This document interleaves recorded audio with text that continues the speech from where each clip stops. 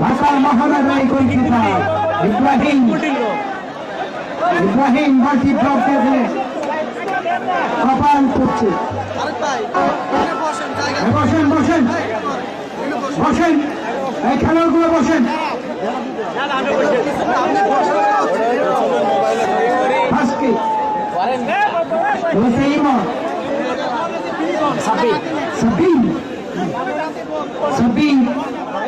ঢাকা বাড্ডা জাগরের এই খেলোয়াড়, অপর থেকে সাধারণ জন্য প্রেফারেন্স খেলোয়াড় শিল্টু।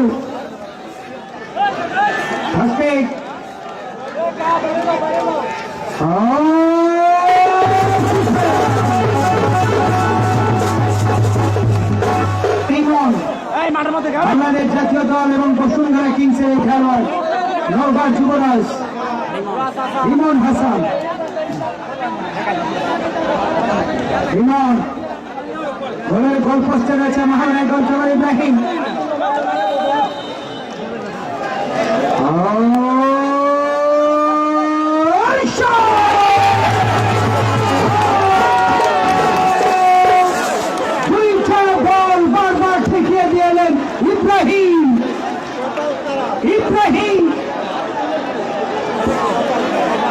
আজকে অনেকেই তো গরিবে ইব্রাহিম পড়া শুরু করে দিয়েছে।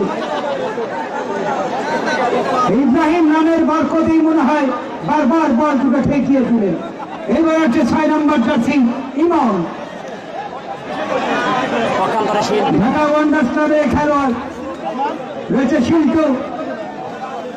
উত্তরবঙ্গের একজন প্রতিষ্ঠাতা শিল্টু কি পারবে বল ঠেকাতে? দেখা যাক শিল্টুর অগ্নি পরীক্ষা।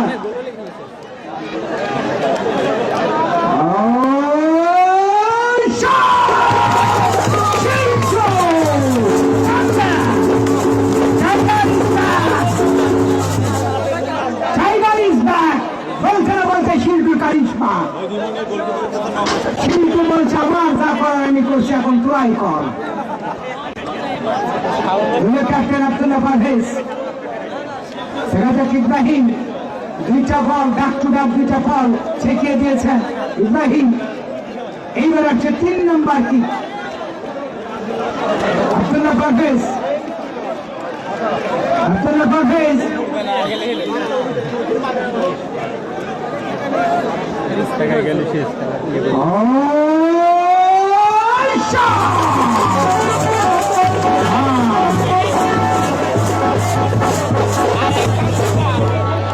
पिक्चर अभी बाकी है, दो से तो टेबल है। এবার আছে জার্সি নাম্বার 2 কলিন, ঢাকা মহানগরের খেলোয়াড় দলীয় ক্যাপ্টেন কলিন।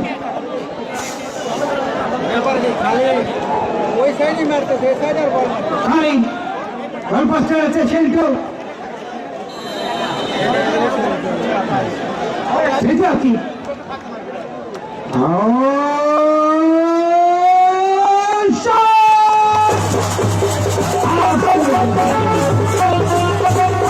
চতুর্থ কিস্তিতে নোভা বাংলাদেশ জাতীয় দলের খেলোয়াড় নোভা নাম্বার 9 খেলে ভেরি ফাইন।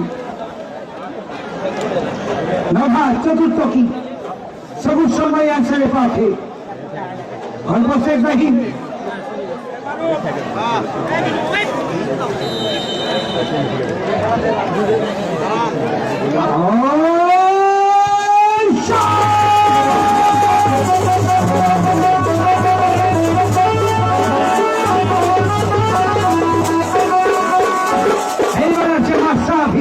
দর্শক বিন্দু ধন্যবাদ দিয়ে দিয়েন, আর সামনেও এভাবে এতগুলো দর্শক যেভাবে ফুল টাইম খেলা দেখলেন, বেতুয়া সোনালী সংসদের পক্ষ থেকে কৃতজ্ঞতা।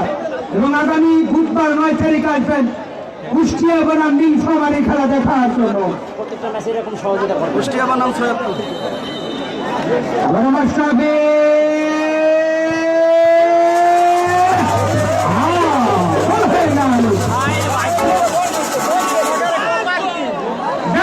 কপাল খারাপ, বারে লাগে ঢুকে গেল, ব্যাট লাগে কপাল খারাপ।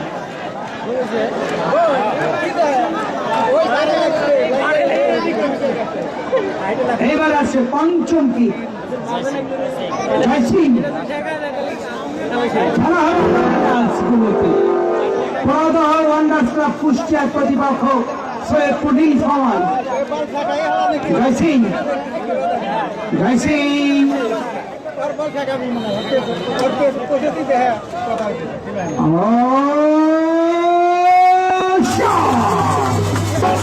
এইবার হচ্ছে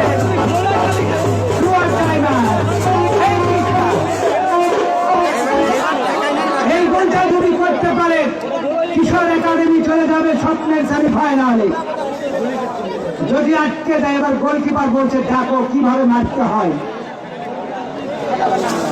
ইব্রাহিম ইব্রাহিম দুই গোলকিপারের লড়াই।